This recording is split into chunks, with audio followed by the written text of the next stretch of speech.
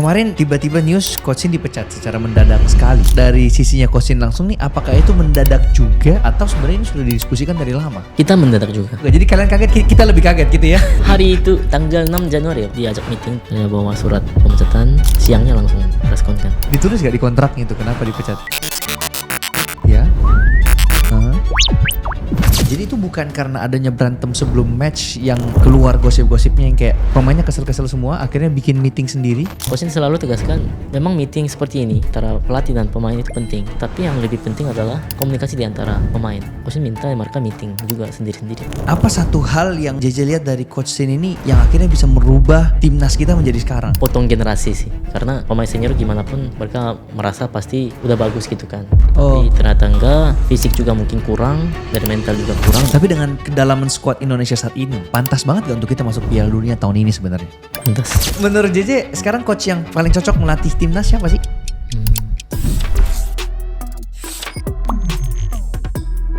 Ternyata 91,6% orang yang nontonin podcastku itu masih belum subscribe. Nah buat teman-teman yang udah nontonin podcast ini berkali-kali dan suka dengan podcast ini, merasakan manfaat dari podcast ini, boleh tolong bantu aku untuk subscribe channel ini. Karena satu subscribe yang walaupun itu gratis, itu sudah lebih dari cukup untuk membantu tim dari The Samuel Chris Show untuk terus mengembangkan podcast ini. Aku janji sama kalian, dengan support kalian, satu subscribe itu, aku akan mengupgrade terus podcast ini dan mengundang bintang tamu yang lebih keren-keren lagi biar kalian terus mendapatkan manfaatnya dari podcast ini.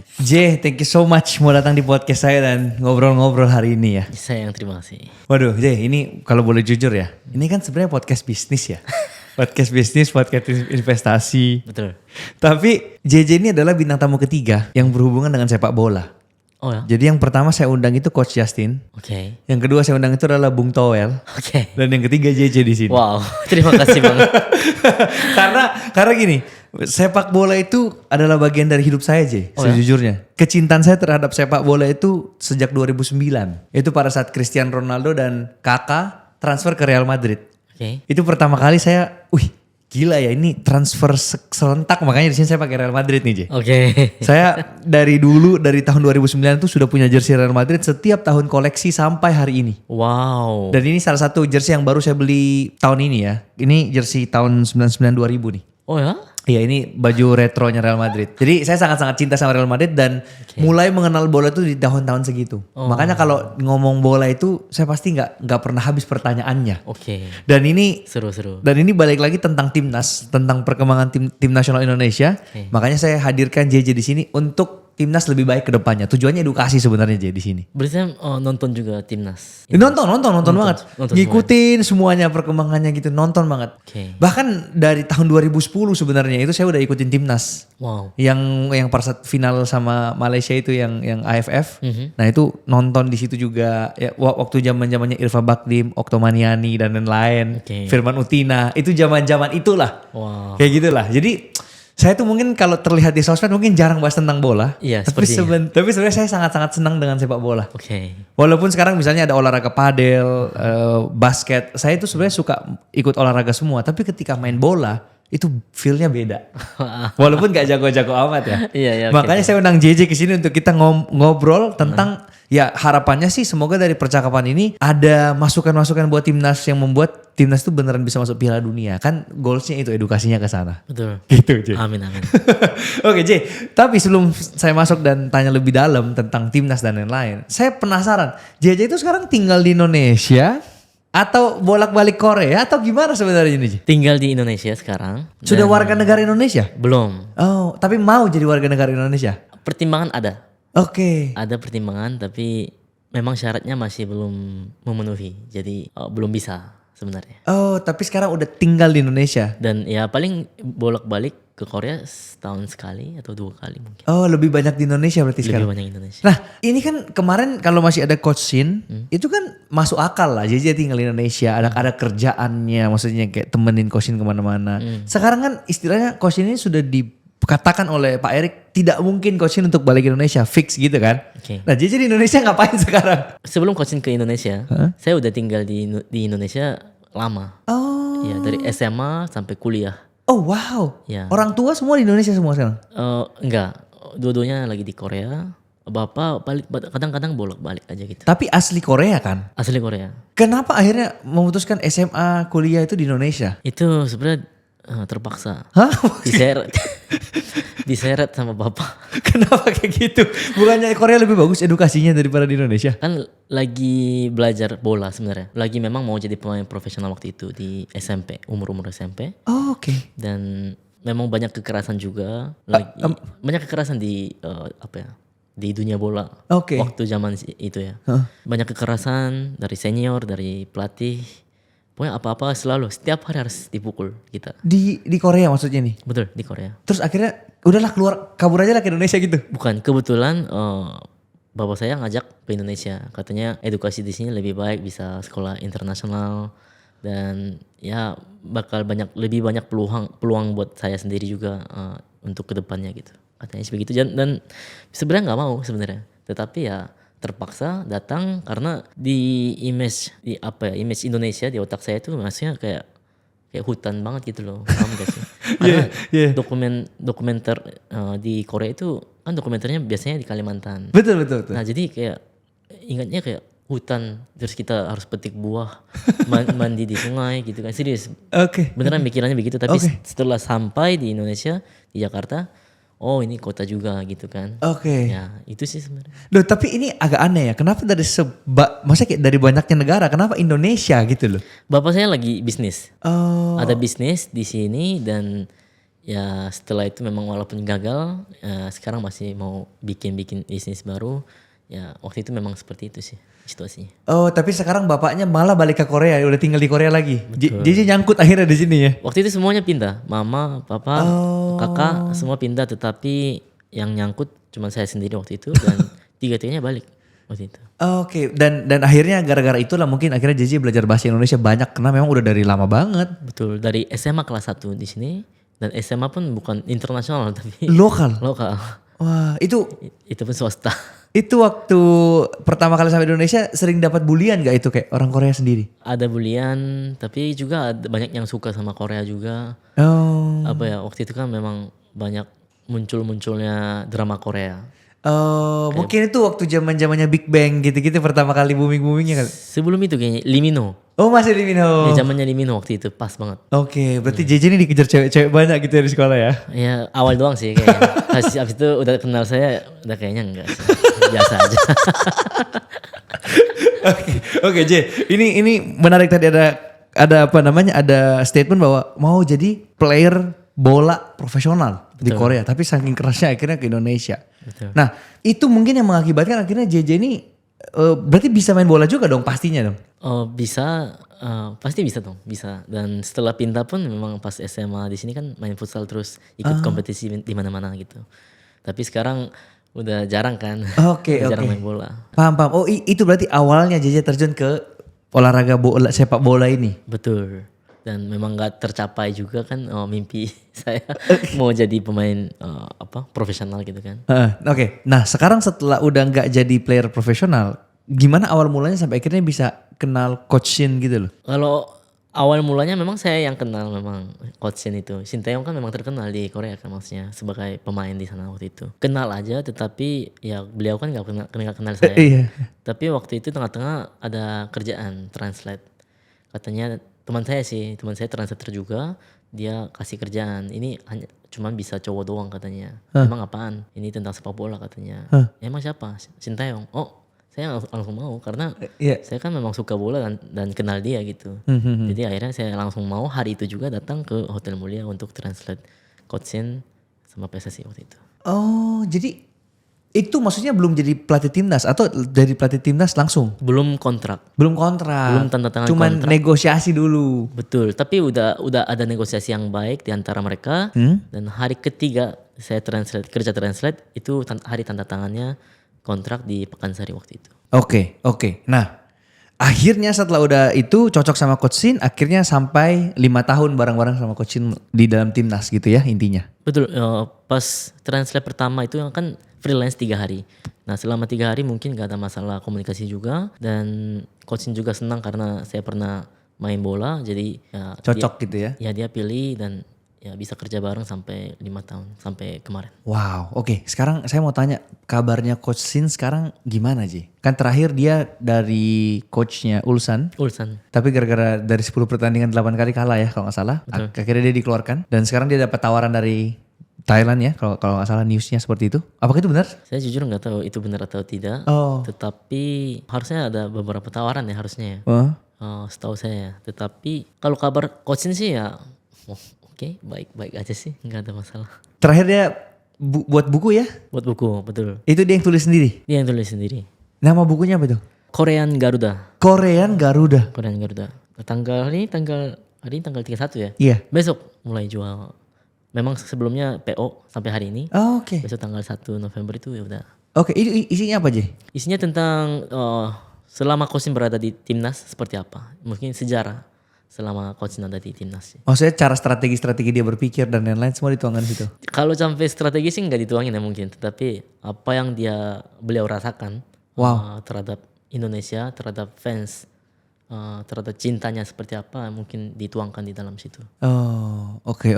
J, ini banyak sekali pertanyaan yang saya mau bahas tentang strategi Coach Sin selama di timnas dan lain-lain, lebih dalamnya ke sana. Cuman saya punya pertanyaan dulu nih buat JJ. Kan JJ akhir-akhir ini apalagi kemarin pas waktu babak penyisihan playoff untuk bukan playoff apa? Kualifikasi untuk Piala Dunia yang round 4. Itu kan ada lawan Arab sama lawan Irak.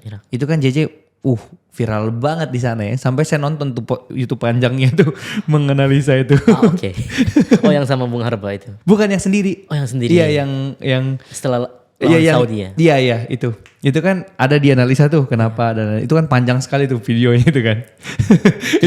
itu saya nonton itu dan saya merasa bahwa ini orang tajam banget menurut saya. Karena mungkin bagi saya yang nggak ngerti strategi sampai sedalam itu, bagi saya ini mungkin ya pengalaman 5 tahun sama Coach Sin akhirnya ke transfer juga tuh ya. Tapi pertanyaan saya lebih kayak apakah ini ilmu yang JJ tuangkan ke dalam video tersebut itu karena memang JJ dapat dari Coach Sin atau pernah ngikut kelas atau kursus untuk jadi coach atau apa sebenarnya? Memang kursus ada.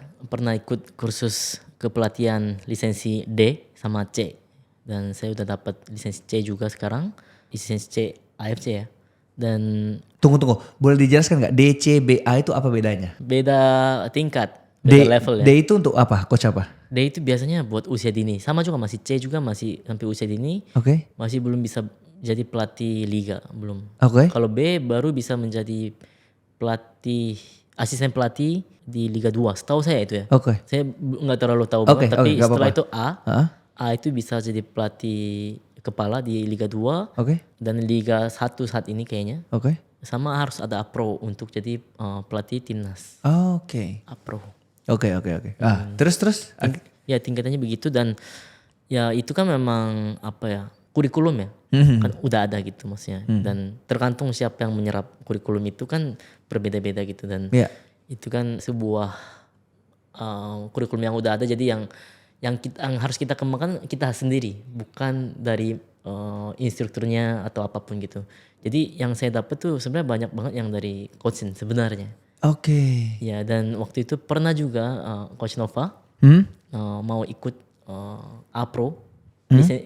Lisensi kepelatihan A-Pro tetapi tidak dibolehin sama coaching waktu itu sempat. Kenapa? Karena Coach Nova sayang sekali selama ada coaching aja belajar di sini itu lebih baik menurut coaching waktu itu. Oke. Dan Coach Nova pun sempat di podcast mana ya kayaknya dia ngomong juga memang lebih baik seperti itu waktu itu gitu. Oke. Nah berarti kedepannya JJ mau jadi coach? Belum tahu.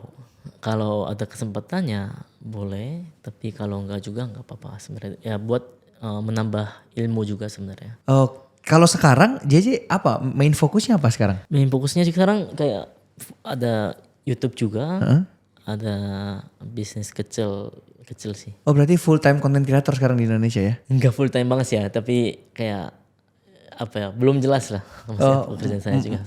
Masih mau di decide dulu lah ya. Betul. Cuman saya rasa untuk bisnis bola sendiri ini besar banget loh pasarnya J. Mungkin kita bisa bahas di belakang nanti. Maksudnya kayak bisnis apa yang bisa dilakukan di bisnis bola ini terlalu banyak J. Betul. Saya rasa juga banyak banget sih kayaknya. Makanya saya juga masih mau ada di dalam dunia sepak bola terus juga.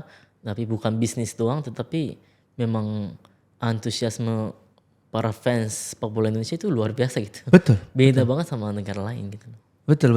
Ini mungkin dari yang bawah sampai atas semua nonton bola kali J. Betul itu makanya. Saya kaget juga makanya. Saya nonton juga katanya emang luar biasa. J, waktu momen dengan Coach Sin, apa satu hal yang maksudnya JJ lihat dari Coach Sin ini yang akhirnya bisa merubah timnas kita menjadi sekarang? Karena sebelum Coach Sin masuk kan udah jelas banget kita peringkatnya di bawah sekali ya. Dan pada saat Coach Sin masuk kan mulai merangkak naik terus itu kan. Nah itu apa yang diubah sama Coach Sin sebenarnya J? Sebenarnya potong generasi sih yang paling baik dia lakukan itu. Maksudnya bagaimana potong generasi? Jadi waktu itu kan memang kita ada pemanggilan pemain timnas senior dan itu pun direkomendasi dan pemain-pemain yang biasa dipanggil di timnas katanya. Karena Coach Sin kan memang gak ada informasi tentang pemain-pemain timnas Indonesia kan. Iya.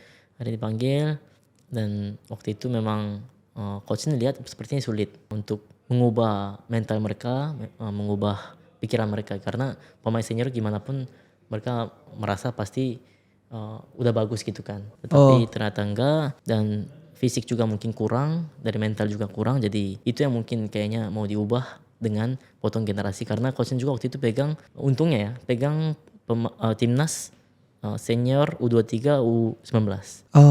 Ketiga tim pegang jadinya Coach Sin punya kuasa untuk mengatur itu semua gitu. Oh, jadi potong generasi itu maksudnya yang U23 sama yang muda-muda diangkat jadi timnas. Ya, betul. Yang dilihat punya potensi. Betul. Oh, karena kalau maksain senior aja dia ngecek mungkin dari fisiknya dari apanya sudah lemah. Betul. Susah nih gitu ya. Betul. Itu yang Coach Sin lihat dan waktu itu kan memang ada persiapan Piala Dunia U19.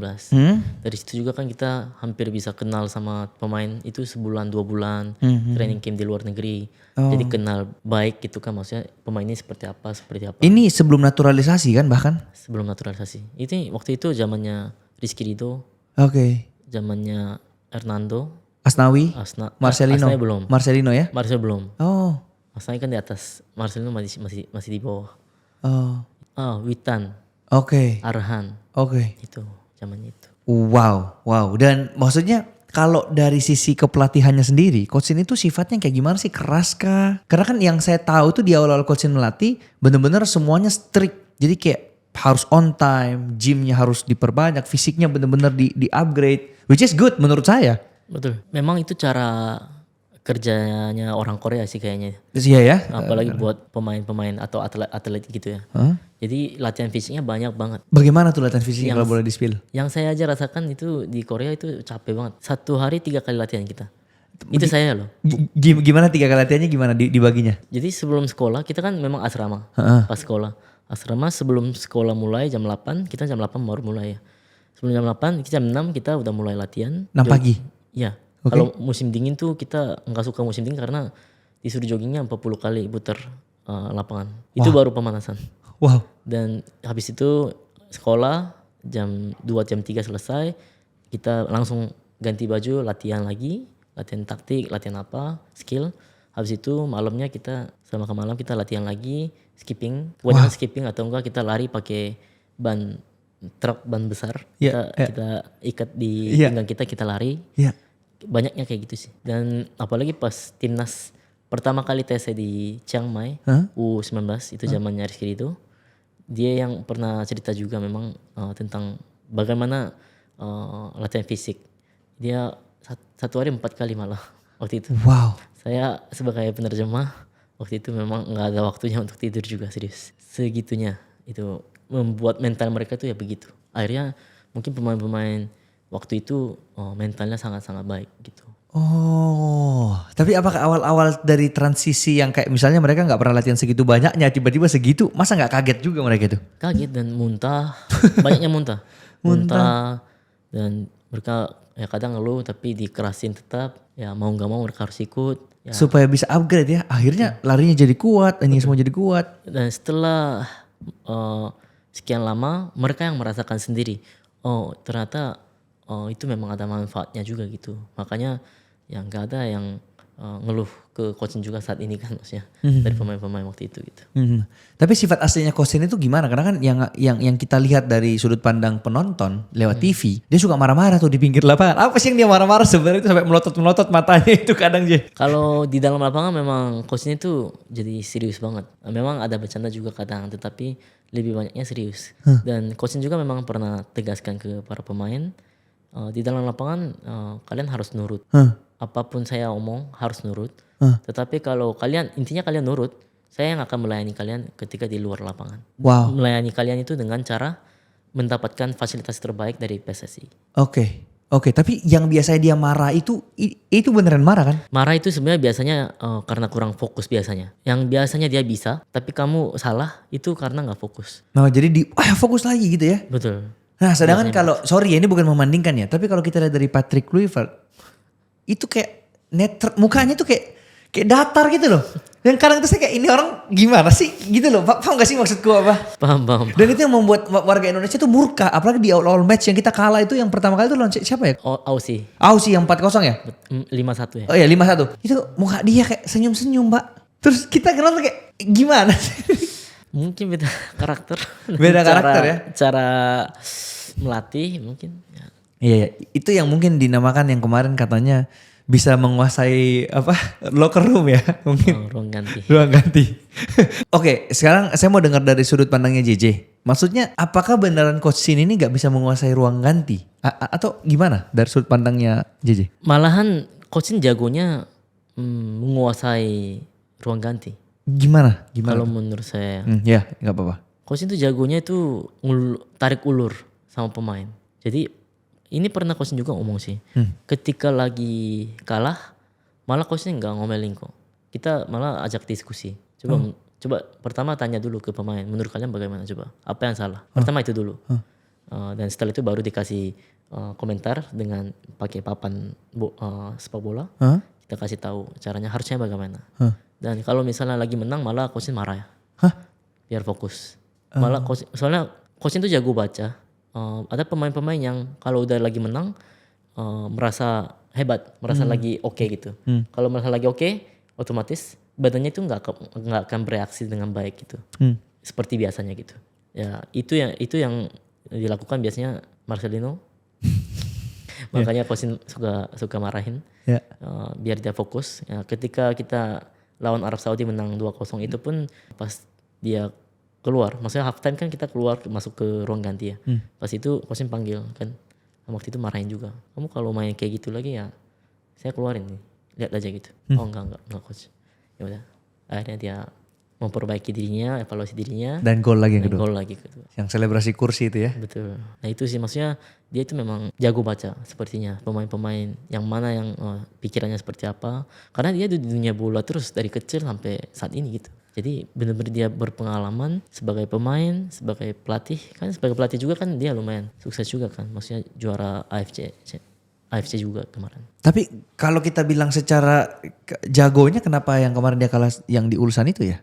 Sama juga halnya seperti di timnas bisa dibilang sama juga seperti di Ulsan. Bukan.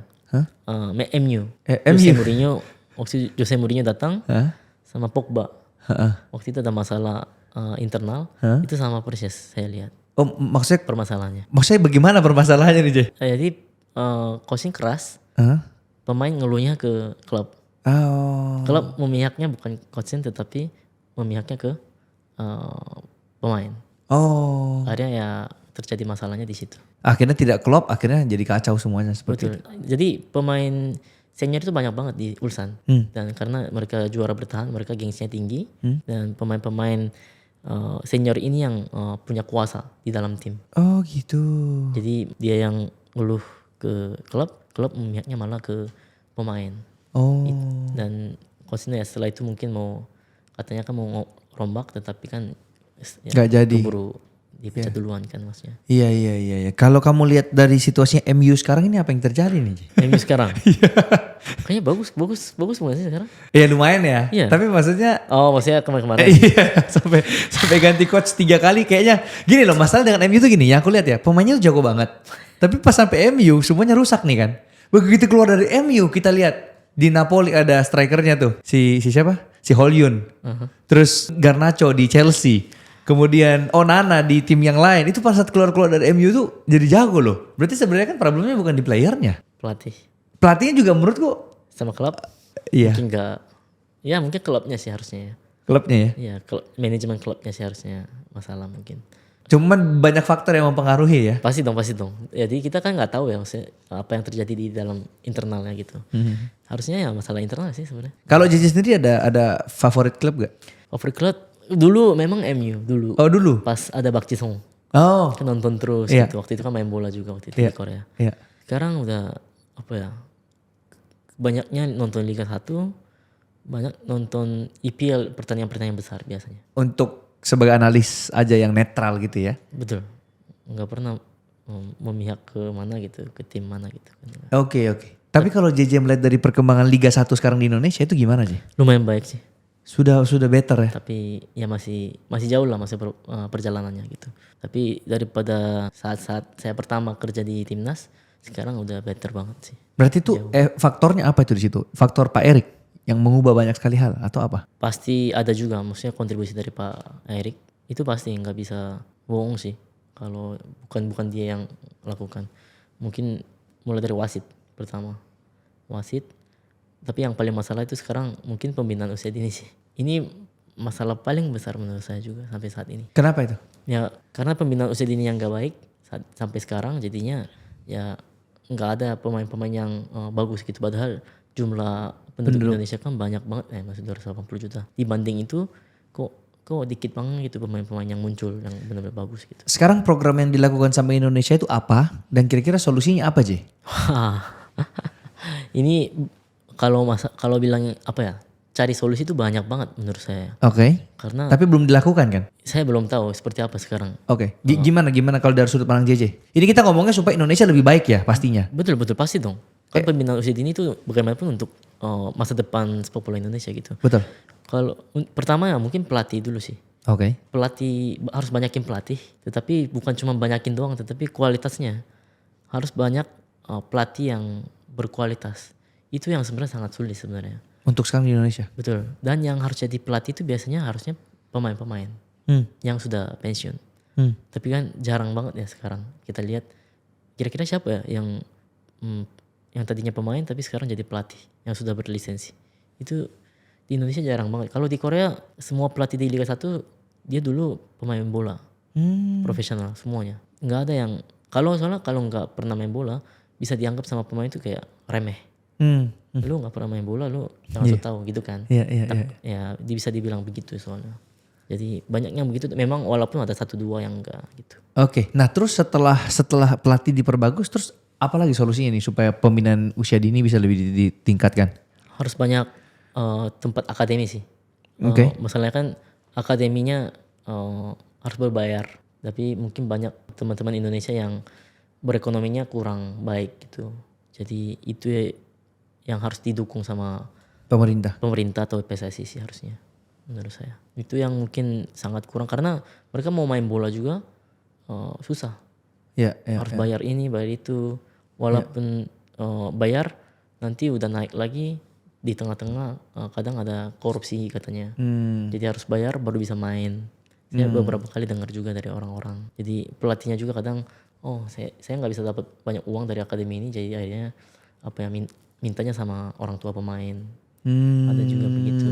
Walaupun nggak semua akademi seperti itu ya. Iya. Oke. J, kita balik ke coachin dulu ya. Ini belum selesai nih perkara aku dan coachin. Kemarin ada tiba-tiba news coachin dipecat secara mendadak sekali menurut saya. Dari sisi internal, dari sisinya coachin langsung nih, apakah itu mendadak juga? Atau sebenarnya ini sudah didiskusikan dari lama? Kita mendadak juga. Jadi kalian kaget, kita lebih kaget gitu ya? Hari itu tanggal 6 Januari ya waktu itu ya. Iya, sekitar Januari, kita diajak meeting tanggal itu juga. Sama Pak Sumarji. Oke. Kita datang dan dia berikan surat. Memang saya ada kisi-kisi gitu. Maksudnya walaupun nggak ada yang kasih tahu, coaching bakal dipecat. Memang nggak ada. Tetapi ada kisi-kisi gitu. Maksudnya feeling. Ada exco yang bilang kayak terima kasih Sinteyong. Nggak tahu waktu itu exco apa siapa ya. Iya. Terus ada yang bilang intinya ada sesuatu yang bikin saya tuh wah jangan-jangan gitu kan. Nah, tanggal 6 itu diajak meeting, ini katanya penting banget. Ada bawa surat pemecatan. Udah, dan siangnya langsung press con kan. Tapi itu posisi Indonesia kan lagi posisi bagus, bukan posisi kalah kan waktu itu. Iya. Kan peringkat 3 ya, beda 1 poin sama Aussie waktu itu. Peringkat 2. Kita peringkat 3 kan? Peringkat 3. Oke, itu tahu nggak alasannya? Ditulis gak di kontraknya itu kenapa dipecat? Enggak sih. Jadi Kan ada press con. Pak Erik yang bicara sendiri. iya. Alasannya apa? Alasannya karena nggak bisa menguasai ruang ganti kan waktu itu kan ngomongnya. Dinamika ruang ganti, Ya. komunikasi, Aha. sama apa ya? Ngobrol dengan baik gitu maksudnya sama pemain gitu. Mungkin itu yang mungkin dibilang komunikasi. Oke. Tapi pada faktanya waktu di apa namanya di momen-momen itu kan memang ada lewat news ya. Kayak misalnya yang pas kalah sama Cina 1-0 misalnya. 2-0. 2-1. 2-1. 2-1 betul 2-1. Itu kan ada yang bilang setelah itu si JICES gak main dan J main. JCS main. yang gak main siapa? Yang Yang main Tom Hai. pokoknya ada kayak struktur pemain yang ganti kan di momen itu kan yang mengakibatkan kita kalah kan. Ya katanya sih paling dia omongin ya. Hah? Tom waktu itu Tom Hai. Kok dicadangin gitu. Oke, itu kenapa itu? Itu memang udah ada ngobrol sama Tom juga dari coachin. Karena Tom itu gimana pun fisiknya cuma bisa bermain maksimal itu 60 sampai 70 menit. Jadi yang kita harus tahu maksudnya memang bisa main 90 menit tapi nggak bisa maksimal. Maksimal itu lari terus gitu loh. Jadi walaupun coach itu maunya walaupun main 60-70 menit harus maksimal gitu. Habisin nafasmu baru keluar gitu. Itu lebih baik daripada kamu kontrol nafas kamu jadi akhirnya bisa main sampai 90 menit gitu. Dan fisiknya Tom itu waktu itu dinilai ya seperti itu. Dan fisik para pemain China itu menurun itu pas menit ke 60 atau 70. Jadi kita udah ngobrol kamu masuk di babak kedua lebih efektif pasti. Ada digantinya memang seperti itu dan dia memang membuktikan dia bisa cetak gol kan yang kemarin. Jadi gol pertama dari Indonesia kan memang dari Tom Hai juga yang cetak gol. Walaupun ada blunder mungkin itu kan bisa dibilang human error dari pemain-pemain back kita mungkin. Oke, cuman ada yang pokoknya setelah kita kalah itu terus yang jadi kaptennya Asnawi kan, setahuku. Itu pas lawan apa itu? Iya, lawan Cina itu. Itu lawan Cina itu ya? Ya betul. Tapi itu kan memang Jay pun tahu bahwa memang kapten aslinya itu ya Asnawi. Tetapi kan selama ini kalau Jay main kan Asnawi nggak pernah main. Sampai sebelum lawan Cina ya. Tapi pas lawan Cina kan Asnawi main pertama. Jadinya ya Jay pun ya rela mau kasih ban kapten ke Asnawi gitu. Dan memang dia yang pakai katanya, kata Jay juga. Oke, jadi itu bukan karena adanya berantem sebelum match yang keluar gosip-gosipnya yang kayak setelah kalah itu sebelum Cina kan kayaknya ada kalah juga kan setahuku. Oh, seri ya lawan Bahrain ya. Seri sama Bahrain. 2-2. 2-2 itu langsung pemainnya kesel-kesel semua, akhirnya bikin meeting sendiri. Itu yang lewat loh, Jay. Enggak. Di masyarakat. Tahu kan maksudku apa? Enggak ada. Nah, cuman itu nggak ada sama sekali ya. Pemain meeting sendiri bukan di situ kayaknya. Pas lawan Arab Saudi menang 2-0 di GBK. Itu kayaknya. Yang meeting sendiri. Dan itu oke. Coaching tetap kasih. Dan memang coach yang nyuruh juga dari dulu. Oh. Coach selalu tegaskan, memang meeting seperti ini antara pelatih dan pemain itu penting. Kan coaching kan memang ada meeting terus kan ya sama pemain gitu. Sejam 2 jam gitu. Tapi coach ini ya tegaskan, ini penting. Tetapi yang lebih penting adalah komunikasi di antara pemain. Itu lebih penting karena bagaimanapun yang bermain di dalam lapangan itu kalian bukan saya gitu. Jadi ya minta coach minta mereka meeting juga sendiri-sendiri mereka masing-masing. Mau setiap posisi mau bareng-bareng semua ya akhirnya mereka inisiatif dan mereka meeting gitu. Cuman yang saya lihat kan strategi coach ini kan paling sering pakai 3 back, 3 yang tengahnya itu yang 3-5-2 itu kan. Itu dinilai oleh banyak pengamat bola kayak ini terlalu defensif mainnya. Sedangkan mereka tuh membayangkan Indonesia bisa main seperti Barcelona, Real Madrid yang menyerang seperti itu. Tahu kan? Tahu. Dan mungkin dengan alasan itu kayak coach ini mah minim taktik. Itu kan yang paling sering digaungkan. Ini mulu nih strateginya. Kalau dari JC kenapa alasan coach ini memilih itu? Karena gimana pun ya tim lebih kuat daripada kita. Tim lawan ya. Pasti lebih kuat daripada kita. Jadi mau gak mau kita harus defensif gitu.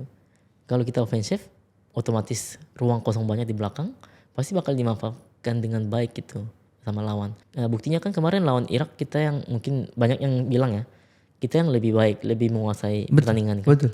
Tapi kalau saya lihat sih enggak sih. Karena Irak itu cuma syutingnya 2 kali kayaknya. Saya lihat. Dan dari 2 kali itu kan satu gol kan. Itu tim kuat itu seperti itu. Maksudnya walaupun kita menguasai pertandingan, maksudnya menguasai itu kan bukan harus pegang bola terus-terusan. Tetapi dengan defensif pun, kita dengan defensif beberapa kali serang balik cetak gol itu lebih efektif kan. Itu namanya menguasai pertandingan. Dan menurut saya Irak itu kemarin bisa menguasai pertandingan ya dengan baik. Kalau saya lihat tim kuat itu memang seperti itu yang saya lihat. Intinya kan hasil akhir yang kita mau lihat, bukan pola permainannya sih sebenarnya. Iya, ya kalau memang tapi memang hasil yang dilihat, tetapi kedua yang kita harus lihat kan memang permainannya. Nah di permainan itu ya shoot on targetnya berapa dan juga permainannya seperti apa. Apakah menyenangkan fans atau tidak. Walaupun nggak gol ya mungkin bisa membahagiakan, menyenangkan fans sih menurut saya. Walaupun kalah ya, tetapi itu juga enggak. Itu kan, itu masalahnya sih. Oke. J, ini saya bukan benci sama Bung Toel ya. Saya sama sekali gak ada masalah sama beliau dan literally saya juga maksudnya pernah undang beliau ke podcast. Cuman saya ingin meluruskan beberapa hal yang disampaikan oleh Bung Toel di dalam podcast saya. Karena kan ini saya sebagai media, jadi saya netral aja di sini. Saya gak ada mau memihak ke siapapun. Itu saya kasih disclaimer dulu dari awal ya. Bung Toel mengatakan kan waktu itu sempat yang dia paling hebohnya itu yang saya undang, yang dia upload story tulisannya emang cocoknya jualan. Oh setelah itu baru undang ya? Setelah itu saya undang. Oh gitu. Benar-benar setelah viral itu saya undang dia. Kenapa statementnya dia mengatakan seperti itu gitu kan. Dan dia mulai menjelaskan bahwa Coach Shin ini sebenarnya under agency di Korea ya. Agency apa ya? Dia pokoknya bilang ada salah satu. Agency ada, pasti ada agency. Pemain, pelatih semua punya agency sih. Nah, mungkin gak punya. dia bilang agency ini salah satu yang paling terkenal di Korea. Jadi dia menganggap bahwa Coach Shin ini lebih cocoknya memang jadi artis, jadi entertainer dibandingkan sebagai coach bola. Enggak sih kayaknya, salah. Itu salah ya. Salah Dan bahkan ada yang berita-beritanya itu pada saat pemecatan Coach Shin. Kalau ingat di beberapa setelah itu kan ada muncul berita bahwa Coach Shin akan menjadi dirteknya Indonesia. Ingat gak berita-berita seperti itu? Tahu. Nah bagi Bung Toel sekali lagi yang dia ngomong di podcastku, ini ada buktinya juga semua. Itu semua bukan kebetulan. Karena maksudnya kalau ini semua kebetulan terlalu kebetulan gitu loh. Jadi ini udah di setting, udah ada orang yang punya banyak kepentingan di belakangnya Coach Shin, kepentingan bisnis, kepentingan apa yang setting semua ini untuk menjaga citranya Coach Shin ini tetap baik. Jadi kayak Coach omongnya di sini. Di podcast. Di podcast. Di podcast ngomong dia kayak gitu bahwa ini ada yang atur semuanya sampai beberapa kali katanya dia mau ke TV itu dihalangin bahwa nggak boleh nih Bung Toel terus yang ngomong untuk menjaga Coach Shin ini tetap baik citranya ini di depan masyarakat Indonesia. Itu yang dia ngomong. Dan dia bilang sebenarnya Coach Shin ini tidak polos-polos amat, tidak seperti yang dicitrakan kayak dia orang yang penyayang, yang apa. Dia nggak polos-polos amat. Banyak orang yang di belakang situ yang mengatur semua ini supaya citranya Coach Shin tetap baik. Karena banyak bisnis yang berhubungan sama Coach Shin di saat itu. Saya dong berarti. Karena saya nggak tahu apa yang dimaksud. Karena Instagram pun saya yang pegang sampai saat ini juga. Oh gitu? Iya, jadi berarti saya tahu. Saya aja nggak tahu caranya gimana juga. Maksudnya ada yang bilang malah Coach Shin pakai buzzer juga gitu. Iya. Ada yang bilang. Iya. Dan orang Coach Shin gaptek banget loh orangnya sebenarnya nggak tahu caranya juga. Dan Coach Shin tuh memang apa ya? Dia agak sedikit bolos bego memang ke bola. Memang taunya bola sama golf aja gitu. Dia nggak tahu apa-apa gitu maksudnya. Oh berarti yang dimaksud orang di belakang itu JJ ya yang makanya itu. Berarti saya dong ya. Maksudnya dia itu nggak peduli media omong apa. Dia nggak terlalu lihat, dia nggak bisa baca juga kan komen-komen Indonesia gitu. Sampai saat ini juga dia omong, ya dia nggak ngerti gitu ngomongnya apa gitu. Iya. Ya, jadi dia apa yang dia bisa lakukan di sini gitu maksudnya. Kalau bukan saya gitu. Kalau itu benar berarti saya. Berarti JJ yang atur semua buzzer, atur semua media. Makanya itu. Duitnya dari mana nih? Iya. Oke. Terus ada satu hal yang kan kemarin saya sempat tanya bahwa apa satu hal yang menurut Bung Toel ini red flag banget dari Coach Shin Taeyong gitu loh. Dia ngomong ini pelatih tidak mengambil tanggung jawab yang penuh terhadap misalnya timnas kalah. Dia malah menyalahkan kayak andaikan ini tadi gol. Ingat gak yang sempat yang ada satu momen yang kayaknya Ragnar atau siapa itu yang gak bisa ngegolin. Jepang. Ya, saya kira kalah. Andaikan Ragnar ini gol, beda hasilnya. Nah menurut Bung Toel adalah harusnya dia gak salahkan Ragnarnya, dia salahkan dirinya sendiri sebagai coach. Oh, kalau Iya, mungkin dia menjelaskan cuman mungkin faktanya aja. Tapi memang iya kita lihat pun semua tahu kan. Kalau misalnya memang kita gol pertama, kita gol duluan. Betul. Ya Mentalnya mungkin bisa berubah betul. hasilnya. Ya mungkin itu yang pengen dijelaskan aja gitu, bukan mau cari alasan gitu. Coach itu orangnya nggak cari alasan sih sebenarnya. Dia juga memang ngajarin ke anak-anaknya gitu. Maksudnya pemain-pemain timnas juga tahu bahwa ya kalian boleh lah melakukan kesalahan. Namanya manusia gitu. Kita bisa salah. Tapi kalian mengakui kesalahan. Setelah itu ya bilang aja gitu, enggak kan ya ulangi kesalahan ini gitu. Coach ini selalu ngajarin anak-anaknya dan ya apa ya pemain-pemain timnas itu tahu ketika salah mereka harus bagaimana. Jadi itu yang kita belajar termasuk pemain-pemain timnas ya. Ya harus jadi gentleman. Kalau kita salah ya oke, salah. Kita ngaku salah aja. Tapi apa yang menjadi alasan Coach Shin sampai terima kayak Shopee iklan dan lain-lain? Mungkin itu yang menjadi apa ya? Akhirnya stigma orang terhadap Coach Shin kayak ini artis mah terima-terima iklan apa gitu-gitu semua. Kalau itu mungkin beda ini gak sih? Ya namanya cari uang sama jadi artis kan itu udah beda cerita. Maksudnya memang mungkin ada yang mau jadi artis. Terus terima iklan itu kan enggak. Beda halnya mungkin. Mungkin dia cari uang kali ya di sini mungkin. Maksudnya dari brand-brand yang masuk ke dia ya dia lihat oke. Why not gitu ya istilahnya. Dan brandnya oke ya oke dia masuk oke aja gitu kayaknya. Dan itu nggak jadi masalah. Kenapa disambungkan ke sepak bola tiba-tiba? Kan bukan pas training camp kita lakukannya. Kan kita pas lagi libur gitu. Iya. Coach nggak mau juga pas lagi kerja, pas lagi training camp, Coach nggak pernah mau terima job-job gitu. Coach nggak mau. Dan itu paling dijadiin alasan apa ya? Buat mereka-mereka yang mau menyerang aja sih kayaknya.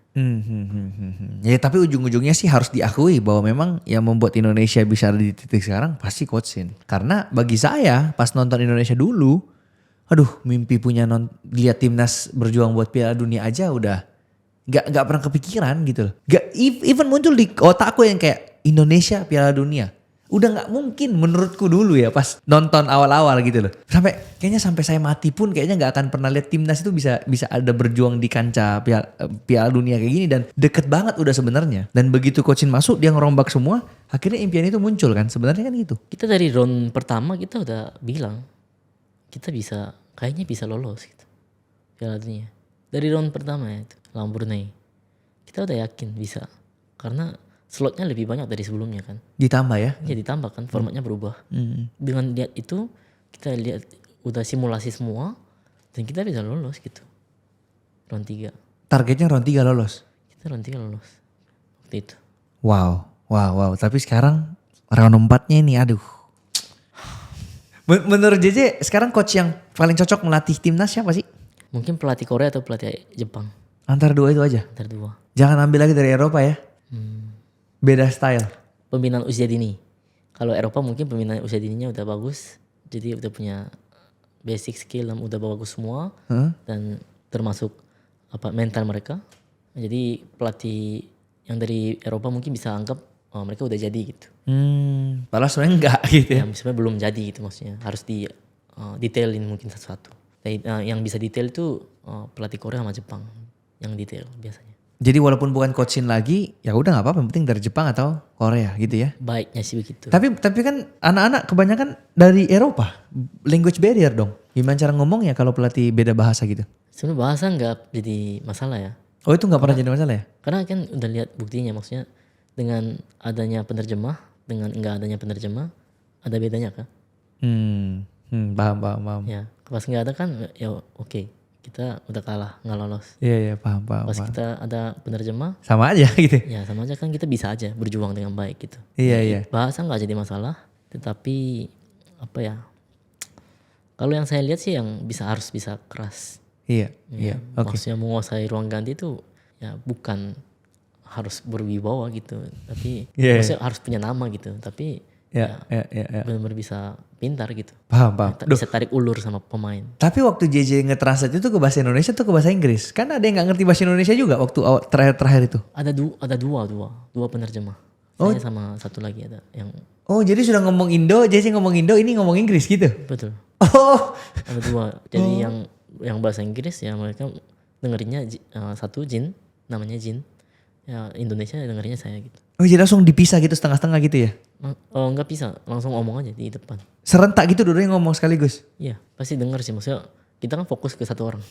Oh dia ngomong apa? Wah, ternyata seseru itu ruang ganti sebenarnya ya. Ya bukan di ruang ganti aja tapi di lapangan. Di lapangan juga ya, dipanggil orangnya kamu ke sini gitu-gitu ya. Betul. Atau Oke. langsung ngomong ke semua pemain juga, teriak aja gitu. Oke. Apa. J, tadi ada yang menarik tentang Jepang ini ya. Tadi kan katanya coach Jepang atau coach Korea. Jepang ini saya lihat gila banget. Gila, parah.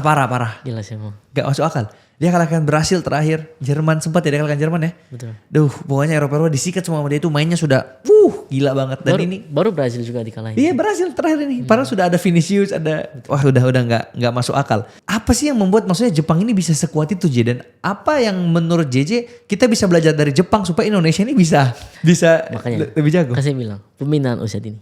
Itu Itu ya? aja. Satu itu sebenarnya. Kenapa bisa pemain Jepang seperti itu ya? Di Jepang itu kalau lihat anak-anak main bola itu beda banget. Skill basicnya itu loh. Basicnya itu udah beda banget gitu. Dan basic itu harus diajarin dari kecil. Bukan pas udah gede gitu. Nah pas kecil udah belajar, itu udah menyerap dan dia bakal bisa ya nanam ke otak dia. Jadi otomatis nggak perlu mikir pun basicnya dia tuh udah ada gitu. Jadi nempel aja bolanya gitu. Caranya bagaimana, enaknya bagaimana, passingnya harus ke kaki kiri kah kaki kanan itu aja harus dipikirin gitu. Ya mungkin di kita kan mungkin passing aja. Iya. Nggak pikirin mau passingnya ke kaki kanannya dia, kaki kirinya dia kan nggak pikirin. IQ-nya ya yang harus berarti dari kecil. IQ sepak bolanya itu loh harus ditingkatkan. Ah. Itu kepemimpinan usia dini lagi. Kepemimpinan usia dini nyambung lagi ke pelatihan lagi. I see. Banyak cabang. Oke. Tapi dengan sekarang kita mengambil langkah naturalisasi ini kan sebenarnya udah langkah paling oke untuk lihat hasil instannya. Tapi tetap ini nggak bisa terus-terusan diharapkan, harus dibarengin sama pembinaan usia dini kan. Betul. Memang pemain-pemain usia dini di luar pun masih banyak ya harusnya. Ya mungkin sembari cari juga, sembari kita kembangkan juga di lokal kita gitu. Harusnya berjalan bareng sih semua dua-duanya. Itu menurut saya. Tapi dengan kedalaman skuad Indonesia saat ini, ya kan? Menurut JJ pantas banget gak untuk kita masuk Piala Dunia tahun ini sebenarnya? Kalau saya sih bisa bilang pantas. Seharusnya ya. Seharusnya. Skuad kita kan udah bertumbuh jauh semenjak Coach Shin meninggalkan timnas sebenarnya kalau kita mau lihat. Betul. Kita di Eropa semua loh sekarang gila-gilaan loh. Memang harus. Ya pantas masuk. Cuman aduh ya udahlah.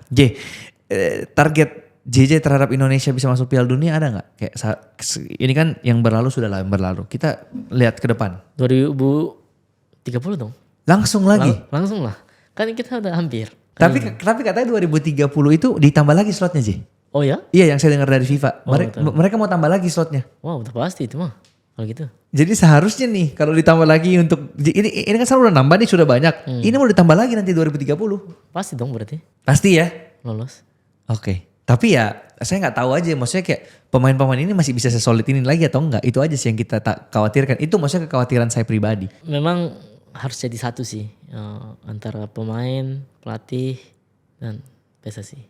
Kalau nggak jadi satu ya. Yang saya takutkan tuh kayak gini kemarin. Jay. Yang saya takutkan tuh gini Jay. Misalnya sekarang pemain ini dikasih impian bahwa ayo kita berjuang bersama nih untuk Piala Dunia. Kalian kan mau semua main di Piala Dunia. Oke kita semangat ya. Tiba-tiba kalah ini, begitu kalah impiannya hilang. Akhirnya mereka ada yang kabur dari timnas dan lain-lain. Itu kan saya gak tahu. Karena kan ini kan bukan lokal kita istilahnya. Secara peraturan FIFA nggak bisa kabur.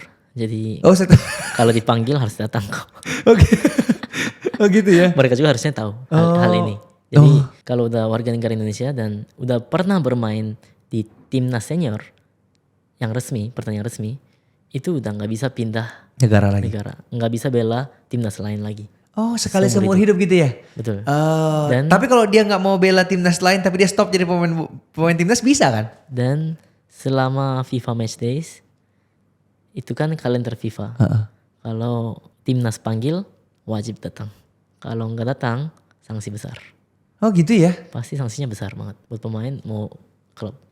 Oh cuma kan setahu saya ada beberapa pemain yang sekarang sudah nggak aktif di timnas. Nah, itu berarti? Saya nggak ngerti itu caranya bagaimana, mungkin. Oh mungkin dia nggak dipanggil juga. Mungkin bisa jadi juga ya. Atau ada kesepakatan yang kita tahu di antara PSSI sama pemain, saya nggak tahu juga. Oh jadi jangan takut, maksudnya setelah ini mimpi kita ke Piala Dunia buyar, jangan takut bahwa Riset lagi dari nol itu udah nggak mungkin ya. Karena tapi harusnya sebagai pemain timnas harusnya nggak merasa seperti itu sih. Oke. Kalau dipanggil dengan dia merasa bangga, dia pasti mau datang seharusnya.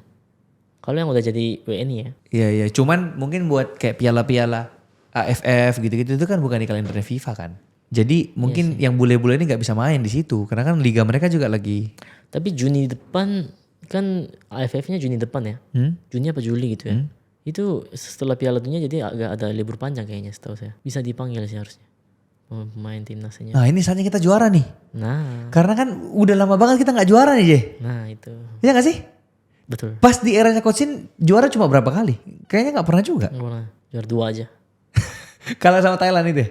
Oh ya Thailand juga ya Iya di Thailand Singapura juga. ya. Iya iya iya. Benar. Saatnya nih kita juara nih. Kita udah puasa juara udah lama banget. Terakhir yang U23 yang juara kan? Betul. Intinya kita sih Piala Dunia sih.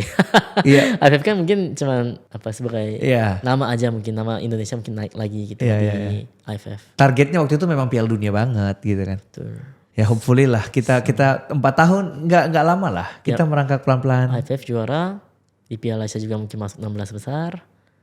Terus ya kita masuk Piala Dunia. Masa targetnya Piala Asia cuma 16 besar sih? Ya setidaknya harus masuk dong. Kita tapi itu juga udah hebat sih 16 besar menurut saya. Terakhir kita belum pernah masuk Piala Asia. Piala Asia masuk kan? Masuk. Cuma kita gugur ya? Enggak masuk 16 besar kita. Lawan Aussie kalah. Oh enggak yang target nanti di 2 tahun lagi kan ini Piala Asia lagi nih 2 tahun lagi kan? Betul. Itu harus minimal 4 besar lah. Besar. Harusnya bisa dicoba. Ya 16 besar udah harus masuk menurut saya. Tapi kan kita nggak tahu ketemunya siapa. Iya sih. Kalau ketemu Korea pasti berat juga sih. Jepang apalagi. Iya sih. Gitu sih. Yang juara Korea ya yang juara ya? Piala Asia terakhir. Jepang. Qatar bukan sih itu terakhir? Oh Yang juara iya. Qatar kayaknya. Benar. Iya. Oh iya berat juga ya. Asia ini jago-jago loh akhir-akhir ini. Kan kalau Piala Dunia kan masih ada cabang A, B, C grupnya. Iya. Jadi ketemu tim kuat kan paling ya sekali 2 kali. Iya. Tapi kan kalau misalnya Piala Asia kan langsung turnamen. Kalah gugur kan. Iya sih. Kalau 16 besar. Itu susahnya sih. Tapi ya 16 besar sampai 4 besar bisa dicoba. Kalau kita beruntung juga memang Beruntung. drawingnya bagaimana.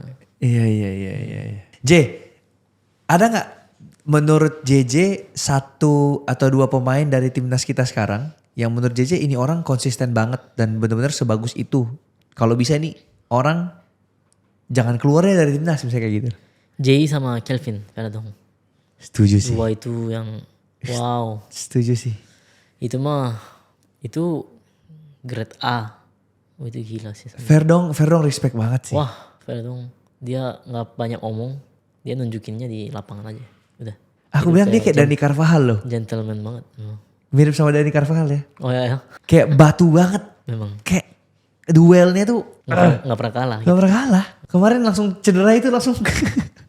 Pas gak main terasa ya. Kan dia yang kontrol pertandingan juga pas lawan Irak ya. Iya. Bagus sih babak pertama. Oke, kalau ini siapa?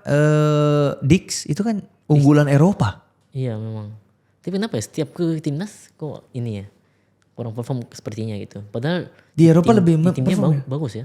Kenapa ya juga ya? Ya mikirnya kayak gitu juga sih. Mungkin perlu ada waktu lagi mungkin. Iya, Buat adaptasi. tapi ke depan harusnya oke Harusnya sih. oke Dix. sih. Sama kiper kita itu nggak bisa dilupakan. Martin Pas. Martin Paes. Itu aduh gila. Gila itu J. Lawan Saudi kemarin round 4. Iya. Kalau bukan Martin Paes wah bisa 7-2, 6-2 Iya. bisa jadi itu. Itu orang tapi kalau sama Emil sama-sama bagus lah ya. Ya Emil bagus juga pasti. Ya harusnya kedalaman squad kita sekarang ini sudah squad Piala Dunia nih harusnya. Harusnya sayang ya. Sangat disayangkan sih. Sangat disayangkan. Tapi ya udahlah kita berproses lagi aja nggak Ya, apa-apa. itu masa lalu ya sudah Ya berlalu. sudahlah. Kita mengikhlaskan aja lah. Yang penting sekarang untungnya PSSI mengambil keputusan yang tepat untuk mengganti pelatih lagi. Nah, tapi kan nggak tahu kedepannya bagaimana kan. Banyak omongan sana sini soalnya. Iya sih. Gimana kedepannya gitu kan. JJ kan 5 tahun bareng Coach Shin kan pada saat melatih. Siapa yang menurut JJ paling lucu di timnas? Yang paling selalu menghibur teman-temannya? Itu Marcelino memang. Itu Maunya ngelawak terus gitu kan. Lucu. Salah juga ya ngelawak. Terus. Makanya dijewer terus sama coach. Terus. Dia sama Rido kali ya. Rido kelihatannya memang beda sih kayaknya. Itu yang beda sih kayaknya. Rido kayak Di dalam di lapangan kan, kayak ya gitu kan. tapi Ya, tapi kalau ada di luar lapangan agak beda, bercandanya banyak sama Kosen. Oh, kalau yang bule-bule lain gimana? Sandi Sandy Wars. banyak bercanda juga. Oh. Lucu juga sih. Lucu. Terus sisanya ya udah gitu ya. Iya, hampir sama sih. Sisanya kayak netral-netral aja gitu ya. Hmm. Komunikasi antar player itu lumayan deket juga mereka atau gimana sebenarnya? Lumayan dekat juga. Lumayan baik, nggak ada masalah. Berarti kedepannya JJ akan tetap fokus sama yang sekarang sambil mencari bisnis opportunity yang lain. Betul. Kalau lepas dari dunia sepak bola sih kayaknya udah nggak mungkin. Karena memang sudah tahu rasanya seperti apa. Seru banget ya pasti ya. Ya itu nggak bisa dilupakan. Jadi sangat sayang, cinta dan sepak bola Indonesia. Wow, oke J. J, thank you so much ya. Ini kita sudah membahas banyak sekali hal tentang industri bola di Indonesia dan banyak hal-hal yang selama ini saya cuma bisa lihat dari TV, tapi saya bisa dapat informasinya banyak dari JJ hari ini. Terima kasih. Semoga harapannya pasti J kita bisa melihat timnas masuk Piala Dunia 2030. Padahal J, saya udah beneran beli tiket ke US loh. Udah kan gak mungkin mepet-mepet saya beli. Iya. Ini kan udah tahun depan nih bulan 6 kan Piala Dunia kan. Betul. Harus belinya dari awal-awal bulan. Awal-awal bulan ini. Wow. Jadi sebelum timnas gugur, itu saya udah percaya dia masuk nih ke Piala Dunia. Makanya saya udah beli tiket. Gimana dong? Ya udah tetap pergi lah. Maksudnya saya udah siap. Maksudnya mau dukung timnas di situ. Saya udah ngomong sama istri juga. Kita akan pakai baju timnas nih. Kita akan cari dia main di Meksiko. Kita ke Meksiko, dia main di mana kan banyak kan. Betul. Dia kemana kita kemana. Kita ikutin timnas dimanapun dia berada. Udah siap dukung. Tiba-tiba kalah kayak gini J. Makanya saya double sakit hatinya. Pertama sakit hati sebagai pecinta timnas yang kalah. Yang kedua karena memang sudah beli semuanya, sudah dipersiapkan untuk nonton ke sana. Wow. Gitu, tapi it's okay. Disayangkan. Sangat disayangkan. Padahal saya sudah sangat siap Cristiano Ronaldo di tackle sama Rizky Ridho ya.